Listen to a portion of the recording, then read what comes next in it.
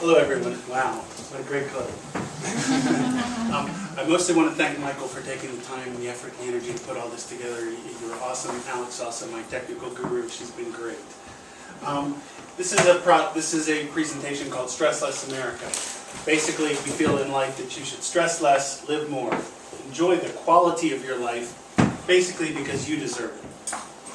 So everybody has a series of booklets. Next slide, please.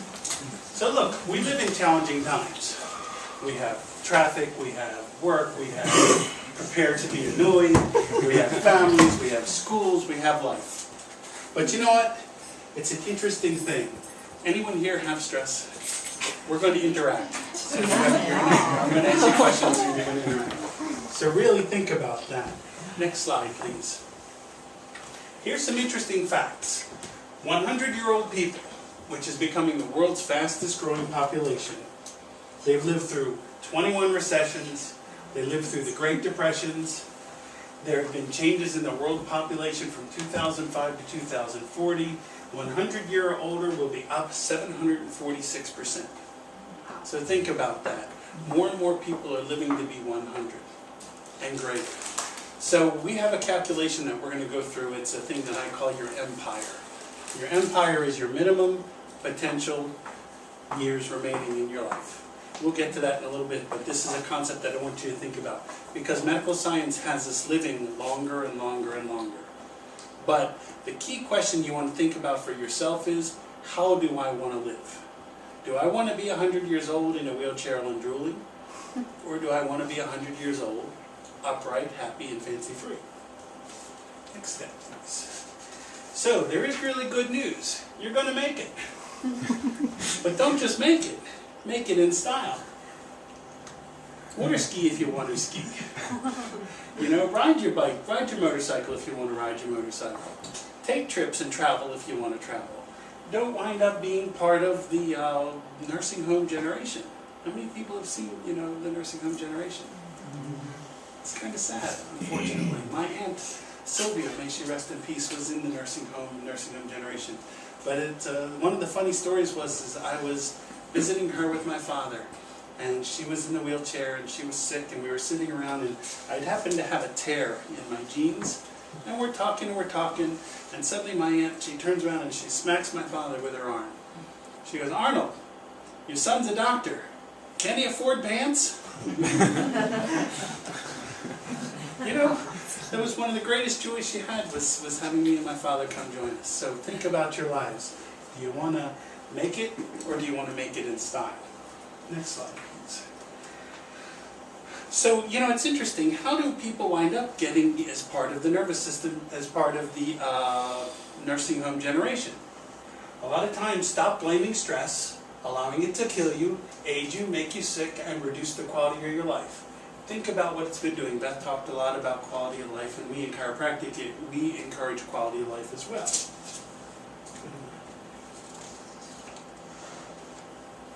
So we always have a choice. Do we know why people are getting sicker and sicker? Why we have this, the richest but yet sickest? I think the World Health Organization said we were 37th from the bottom in the sickest countries in the world. Anybody know why? Shout out. Stress. Stress is one of them. Poor lifestyle. Poor lifestyle is another one, exactly. Next slide, please. A lot of it is because of our mentality. A lot of times, instead of actually living a lifestyle, we have a crisis care mentality. When I talk about crisis, we're focused on the now. We're focused on always taking care of crisis. We're always being reactive to our stresses. We're being reactive to our lifestyles. We're being reactive to every little thing that comes into us, instead of being proactive. Has anyone heard of proactive? Being proactive is important, because you always want to kind of nip things in the bud. Have you ever heard that termination before? By nipping things in the bud, we can weather these crises, and we can eventually live a lifestyle that we like. That lifestyle is actually having our optimum health and operating at our peak performance. How many people want to operate at their peak performance? Cool. Next slide, please. So here's some things that I found that were of interest. About 60% of our visits to healthcare professionals are in the stress-related mind-body realm, which is exactly what we deal with in chiropractic, what we deal with in alternative lifestyle, alternative healing. To relieve cycles of stress, this Dr. Benson in the USA Today on May 27th, turn on your inner switch, turn on your life, turn on your lifestyle. Now, what's the seed of the life of that? Who thinks they know what that is? What's the seed of your life? What's the seed of what is the seed of living a better, higher quality of life? Anyone know? Okay, next slide.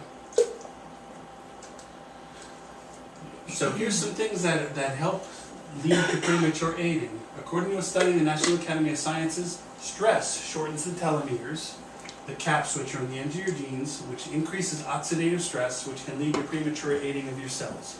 That stress comes in and it damages the core and the seat of your body, the core and the seat of your soul, the core and the seat of your spirit. And by damaging the core and the seat of your spirit, we wind up aging quicker, we get crumpled over, our body starts to damage and it starts the degeneration cycle.